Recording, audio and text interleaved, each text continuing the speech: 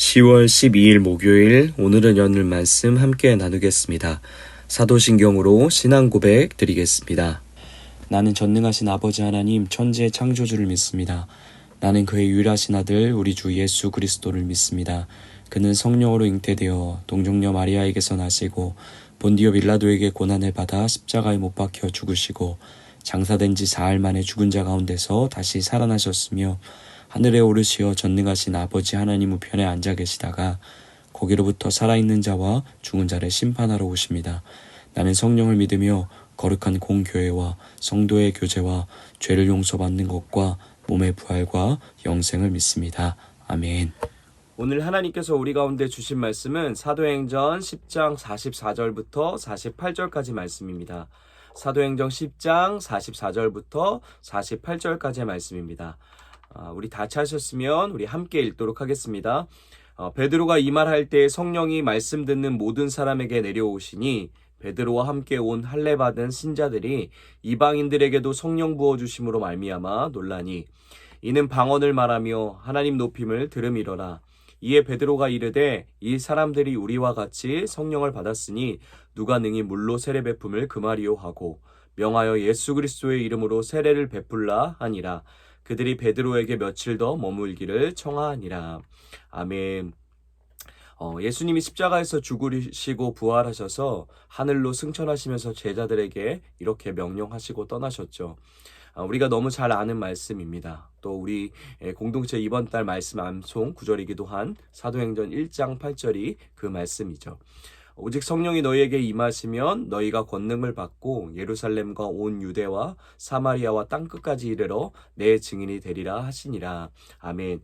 예수 그리스도의 복음이 성령의 역사를 통해 그리고 그 성령의 역사에 이끌리심을 받는 제자들을 통하여서 예루살렘으로 시작하여 모든 열방으로 뻗쳐나갈 것을 주님이 약속과 함께 명령으로 그들에게 주셨습니다. 그리고 바로 이어서 오순절 마가의 다락방 사건을 통해서 성령의 공동체, 곧 교회를 통해서 이 일이 이루어져 갈 것을 주님이 보여주시죠. 유대인만의 산물이고 이스라엘 백성만의 것이라고 생각했던 하나님의 복음, 이제 그 복음이 유대인을 넘어 모든 열방 땅끝까지 전해져 가야 함을, 그런 새로운 시대가 성령을 통해 시작되었음을 보게 하시는 것이죠. 그런데 사실 이 명령과 약속은 예수님이 죽고 부활하심이 이루어지고 사도행전에 와서 갑자기 등장한 명령이 아니었음을 우리는 알고 있습니다.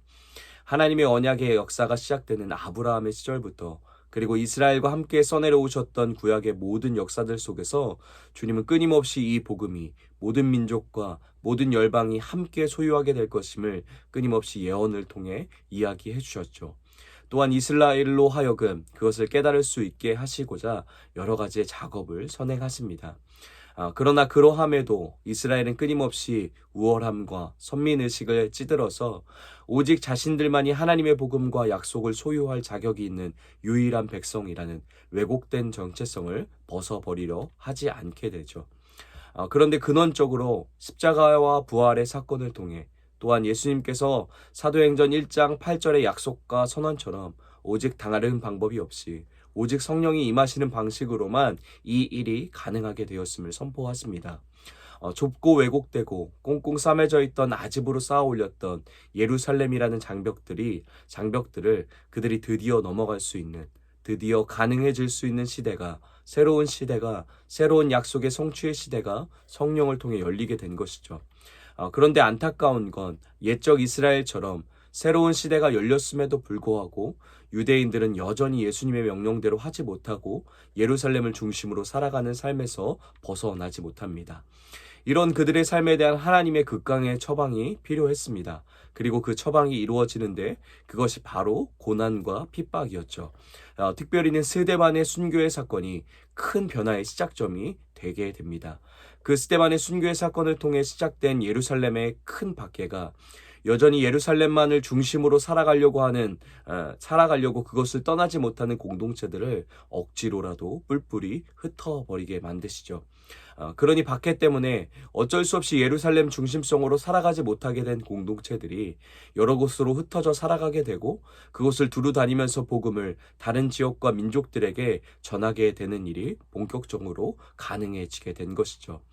그런데 아이러니한 건 그렇게 억지로 끌려오듯 억지로 끌려온 그곳에서 놀라운 구원의 열매들이 맺혀져 가게 됨을 공동체가 경험하게 됩니다.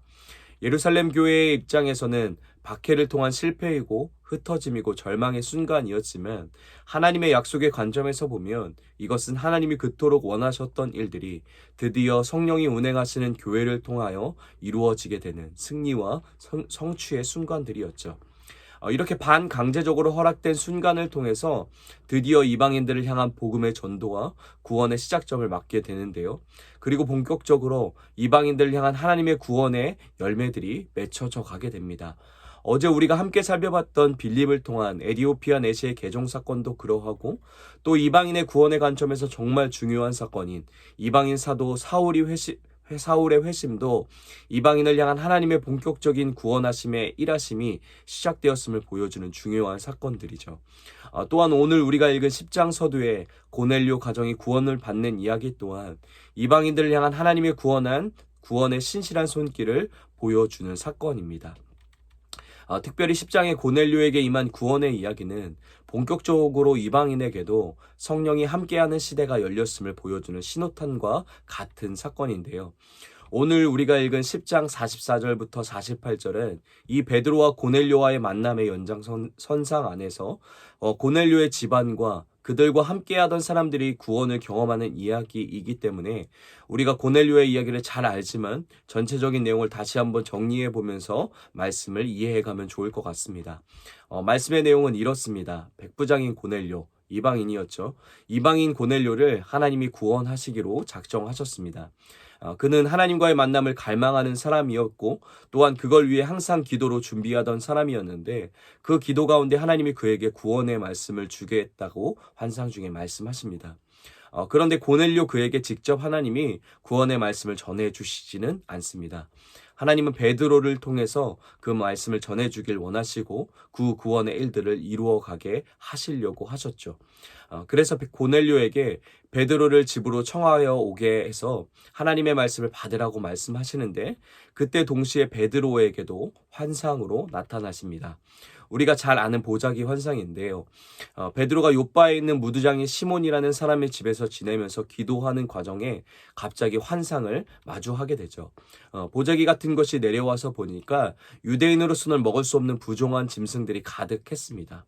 하나님이 그것을 먹으라고 명령하십니다. 그런데 베드로는 대답하기를 주님, 나는 이런 부정한 것은 결코 지금까지 먹어본 적도 없고 앞으로도 먹지 않을 것이라고 대답하죠. 이런 베드로를 향해 하나님이 내가 깨끗하다 한 것을 너 스스로 판단해서 더럽다 하지 말라 하는 이 과정을 3번이나 환상을 통해 베드로와 씨름하시며 하나님의 뜻을 그에게 나타내 보이십니다. 왜 하나님은 갑자기 뜬금없이 음식에 관한 환상을 베드로에게 보여주시는 것일까요? 지금까지 너무나 사역이 일사천리로 이루어져 가고 있는 분위기였고 누구보다 잘 감당하고 있는 듯한 사람이 베드로였습니다. 그런데 하나님이 이 환상을 통해서 베드로의 가치관과 시선의 근원적인 변화를 가지고 오시는데요. 그 결과를 보여주는 것이 10장 28절 그리고 34절 35절에 나타나 있습니다. 제가 읽어드리도록 하겠습니다. 28절입니다. 이르되 유대인으로서 이방인과 교제하며 가까이 하는 것이 위법인 줄은 너희도 알거니와 하나님께서 내게 지시하사 아무도 속되다 하거나 깨끗하지 않다 하지 말라 하시기로. 우리 34절입니다. 베드로가 입을 열어 말하되 내가 참으로 하나님은 사람을 외모를 보지 아니하시고, 이 35절입니다. 각 나라 중에 하나님을 경외하며 의를 행하는 사람을 다 받으시는 줄 깨달았도다. 아멘. 베드로 안에는 여전히 남아 있었던 것이 있었습니다. 여전한 유대인의 우월감, 여전한 선민사상, 이방인을 바라보며 그들은 우리보다 하등하다 여기는 마음, 그들과 나는 달라, 그들과 우리는 같은 밥상에서 함께 밥을 먹을 수 없는 공동체가 될 수 없다라는 그 마음과 시선이 베드로 안에 여전히 남아 있었던 거죠. 하나님이 그 마음을 아시고 그 환상을 통해서 그 마음을 고발하시고 낱낱이 까발려 교정하시는 작업을 하십니다. 그런데 어쩌면 베드로는 이런 하나님이 기뻐하시지 않는 마음이 여전히 자신 가운데 남아 있을 거라고 인지하지 못하고 있었을지도 모릅니다. 왜냐하면 그는 이미 십자가와 성령을 경험한 사람입니다. 그의 설교와 사역의 결과로 수많은 사람들이 회심하며 주께 돌아왔고 더 나아가 9장에서 보면 그는 예수님처럼 죽은 자도 기도하여 살리는 엄청난 간증과 권능을 행사하는 경험도 가지고 있던 사람입니다. 또한 지금 그는 무두장인 시몬의 집에 거하고 있었습니다. 당시 무두장이들은 가죽을 만지는 사람이었는데요. 그 가죽을 만지기 위해 수도 없이 죽은 동물을 만져야 하는 율법에 의하면 굉장히 부정하고 가까이 하지 말아야 될 사람이었습니다. 그런데 베드로는 지금 그와 함께 거하고 있는 것이죠. 예수님이 병자들과 세리들과 죄인들과 함께 하셨던 것처럼 그런 삶을 살아내려고 노력하고 또 실제로 그런 모습을 열매로 보여주고 있던 사람이 바로 베드로였습니다. 보여지는 겉모습으로 나를 평가하고 그가 이뤄낸 성과와 결과물로 그를 판단한다면 그는 이제 절대 하나님이 기뻐하지 않을 것 같은 마음이나 시선과 가치관이 완전히 사라져버린 더 이상 변화될 것이 없는 작은 예수 같은 온전한 사람처럼 보입니다. 위에서 말한 것처럼 어쩌면 베드로 자신도 자기를 그렇게 평가하고 있었을지도 모르겠습니다. 이제 나는 괜찮은 사람이 됐어. 예전에 예수님 말 알아듣지 못하고 꾸중 듣던 것에 비하면, 예전에 예수님을 버리고 도망쳤던 것에 비하면 이 정도면 괜찮아졌지. 많이 성장했지. 봐봐, 내 사역의 결과, 내가 이룬 업적, 그리고 내가 하고 있는 일들, 이런 열매들이 내가 하나님과 지금 함께 하고 있음을 입증하는 거야 라고 할 수도 있었을 겁니다. 마치 우리가 자주 빠지는 오류처럼 말이죠. 그런데 하나님이 그 신앙의 허구를, 그 안에 여전히 고쳐지지 않는 오류들을 하나님이 기뻐하시지 않는 마음을 들추어내십니다. 환상을 통해 하나님 앞에 서보니 여전히 베드로 안에는 자기 중심성 안에 갇혀있던 상태였습니다. 하나님의 말씀의 기준보다 내가 정한 옳고 그름이 기준이 되어 살아가고 있던 자신을 발견하게 됩니다. 이방인을 향해 하나님이 명령하신 대로 복음을 외쳐대고 그들에게 손을 내밀어 다가가고 사랑한다고 우리는 한 공동체라고 말하며 그들을 향한 헌신과 희생을 표현하는 것처럼 보이지만 그 마음 깊숙한 곳에서는 여전히 나도 모르게 그들을 거부하며 그들과 하나됨을 철저히 배제시키고 있는 상태였던 거죠. 절대로 그들과 한 상에서 밥을 먹는 것을 용납할 수 없는 마음이 베드로 안에, 그리고 베드로를 대표하는 모든 유대 공동체 안에 여전히 강하게 작동하며 살아가고 있었던 겁니다. 우리도 동일한 마음이 있을지도 모르겠습니다. 교회 안에서 사랑을 외쳐대고 한 공동체라고 말하며 축복합니다라를 남발하지만 마음 한편으로는 그를 향해 혀를 차며 교회가 아니면 내가 당신과 같은 사람이랑 상대할 것 같냐? 당신과 나는 격이 레벨이 다른 사람이야 라고 생각하는 마음이 나도 모르게 무시와 천대, 그리고 거부와 때로는 혐오와 위선으로 지체를 대하고 여기는 마음이 어쩌면 우리 안에도 있을지 모르겠습니다. 그런데 하나님이 환상을 통한 3번의 만남, 완전하고 포기하지 않으시는 찾아오심의 만남을 허락하셔서 그의 삐뚤어진 중심과 더럽혀진 시선과 가치관을 교정하시고 치유하시고 회복시켜 놓으십니다. 그래서 베드로가 28절, 34절, 35절 우리 위에서 읽었던 말씀이죠. 그러한 진정한 깨달음을 얻게 하시는 거죠. 누구도 차별하지 않으시는, 누구도 편견으로 바라보시지 않는 우리 하나님을 만나게 하십니다. 누구도 외모, 즉 조건으로 효율의 가치성으로 대하지 않는 하나님을 그가 만날 수 있게 하시는 거죠. 나 또한, 베드로 자신 또한 외모로 평가하지 않으시는 하나님, 내 어떤 업적과 이룬 성과가 아니라 내 중심과 하나님을 사랑하는 내 마음의 중심을 항상 원하시고 또 살피시고 회복하시는 하나님, 그 하나님을 깨닫고 만나게 하십니다. 그리고 이렇게 중심이 회복된 하나님의 마음과 하나된 베드로를 통해서 하나님은 그분의 계획과 사역을, 하나님의 나라를 이루어 가십니다. 하나님의 마음과 하나 되어 기쁨으로 이루어지는 은혜의 열매들을 베드로의 삶 속에 맞이할 수 있게 하시는 거죠. 그 현장이 바로 44절부터 48절까지의 말씀입니다. 하나님과 동일한 마음을 가지고 진솔함으로 베드로가 차근히 고넬료의 가족들과 그곳에 모인 사람들에게 예수 그리스도의 복음, 자기 안에 녹아내린 하나님의 말씀을 선포합니다. 그러자 그 말씀을 듣는 사람에게 모두 성령이 충만하게 임하게 되고 그곳에는 46절의 고백처럼 하나님을 찬양하는 소리들이 가득 넘치게 됩니다. 또한 그곳에는 하나님을 향한 찬양의 소리뿐만 아니라 지체와 지체 간의 진정한 만남의 기쁨이 임하고 인격적인 교제의 깊은 나눔이 이루어지게 됩니다. 또 끊임없이 함께하고 싶은 서로를 향한 사랑함과 하나됨이 넘쳐나는 순간을 모두가 함께 맞이하고 경험할 수 있게 하시는 것이죠. 말씀을 정리하겠습니다. 사랑하는 에바다 공동체 여러분, 예수님이 처음 제자들을 부르신 목적에 대해 마가복음은 이렇게 선언하고 있습니다. 이에 12를 세우셨으니 이는 자기와 함께 있게 하시고 그 다음이 또 보내사 전도도 하며 귀신을 내쫓는 권능도 가지게 하려 하심이라. 아멘. 하나님이 단순히 우리를 사역의 도구로 자기의 일을 이룬 어떠한 기능의 한 부분으로 우리를 먼저 부르셨다면 굳이 베드로의 신앙의 허구성을 들춰내시고 교정하시는 그 고단한 씨름을 하실 필요가 없으셨습니다. 그 성과의 기준에 따르면 베드로는 지금 누구보다 많은 열매를 이뤄냈고 가지고 있던 사람이기 때문이죠. 그런데 하나님의 부르심의 목적은 가장 먼저 하나님과 함께 하시기 위함이었습니다. 단순히 몸뿐만 아니라 우리의 모든 지정의가 하나님과 동행하길 원하셨던 거죠. 그분과 사귐의 풍성함 안에서 그 사랑을 먹으며 그 가운데 그분의 마음과 우리의 마음이 하나 되어지는 것이 우리를 부르신 가장 우선된 부르심의 목적이십니다. 그리고 그 사귐의 능력을 가지고 전도도 하고 귀신을 내어 쫓는 일도 하는 그런 하나님의 사역을, 하나님의 나라를 이루어감을 감당하도록 하시는 것이죠. 이 하나님의 순서를 잃어버리지 않는 우리가 되길 소망합니다. 우리를 부르신 그분의 목적을 잃어버리지 않는 우리 공동체, 그리고 오늘 하루가 되길 소망합니다. 그 하나님과의 깊은 사귐 가운데 그분의 마음과 함께하는 사랑의 관계 가운데서 우리 공동체에게 맡겨진 사역들, 그리고 오늘 하루 우리 삶의 현장들을 감당하며 살아내길 원합니다. 그때 그곳에 하나님이 44절부터 48절에서 보여주신 기쁨의 열매들을 우리 가운데도, 오늘 우리의 삶 가운데도 허락해 주실 것입니다. 성령이 충만히 운행하시고 하나님을 향한 찬양이 날마다 풍성히 넘쳐나며 서로를 향한 뜨거운 교제와 하나됨의 기쁨이 가득한 가정이, 그리고 교회가, 일터가, 그리고 우리가 속한 모든 것이 되게 하실 것입니다. 우리 말씀을 기억하며 이렇게 함께 기도하겠습니다.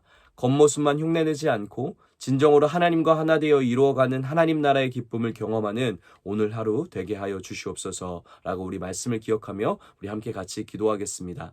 우리 가정을 위해서는 마음 깊숙한 곳에서부터 서로를 사랑하기 위해 끊임없이 하나님 앞으로 나아가는 가정 되게 하여 주시옵소서라고 우리 가정을 위해 기도하겠습니다. 교회를 위해서는 성령이 충만하고 하나님을 향한 사랑이 넘쳐나며 그 안에서 성도의 교제가 깊어지는 교회 되게 하여 주시옵소서라고 우리 교회를 위해서 함께 기도하겠습니다.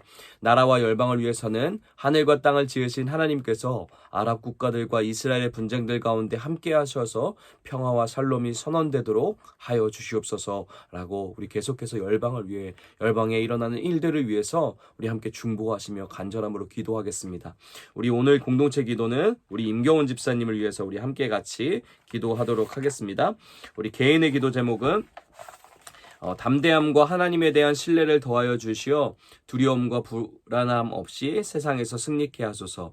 우리 가정을 위한 기도 제목은 작은 가정을 선물로 주신 하나님께 아름답고 평안한 가정으로 이끌어 주실 줄 믿습니다. 삶의 현장을 위한 기도 제목은 주님께서 허락하신 사업장에 스트레스 받지 않게 하시고 23년 한 해도 안전을 지켜주실 줄 믿습니다. 교회를 위한 기도 제목, 주님의 피로 세우신 교회를 사랑과 순종과 섬김으로 함께하게 하소서. 사회와 나라, 온 세계를 위한 기도 제목은 전쟁과 기근과 재해로 어려움 없는 한 해가 되게 하여 주시옵소서.